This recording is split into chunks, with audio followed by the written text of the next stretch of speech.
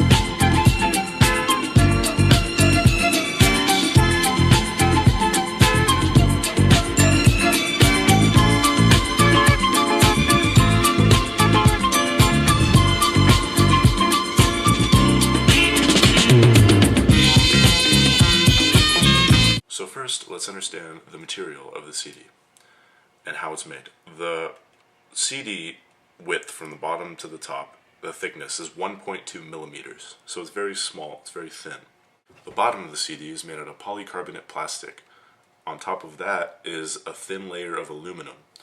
On top of that is acrylic, and on top of the acrylic is the label, whatever is on like the picture or the name of the CD, just so it doesn't scratch.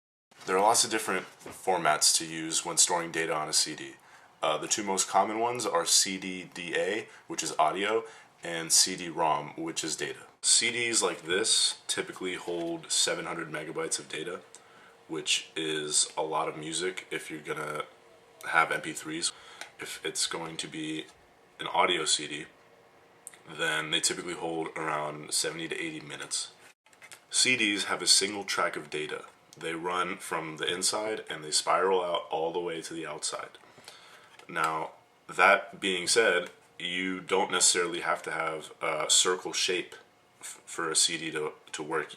They have business cards now that are CDs as well. These business cards hold about 2 megabytes of data before the size and the shape of the card cuts off the spiral of the data.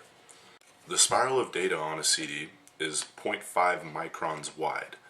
Now, that's invisible to the naked eye because 0.5 microns is 1/1,000,000th of a meter, which is really, really small. In between each track on a CD is 1.6 microns, so that's still too small for us to see. Now, on the reel of data on the CD, there are tiny bumps created on the aluminum. Each bump is a minimum of 0.83 microns long and 125 nanometers high. So a nanometer being a billionth of a meter is extremely small, even smaller than a micron, so we can't see those either.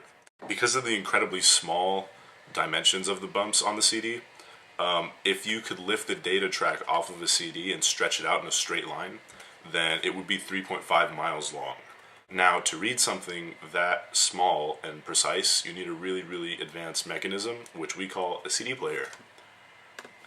So CD players work like this. Basically, you put the CD on a drive motor. The drive motor spins the disc, and it's precisely controlled to rotate between 200 and 500 RPM, depending on which track is being read. On the inside of the CD, it's going to rotate like let's say at 300 RPM. And on the outside of the CD, it's got to rotate faster to compensate for the distance it has to read and at the same amount of time.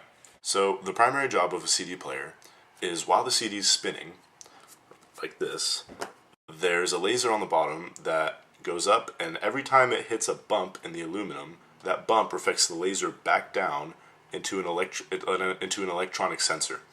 And that sensor detects the changes in reflectivity of the laser. So the electronics in the drive then interpret the changes in reflectivity and read the bits on the CD that make up the bytes.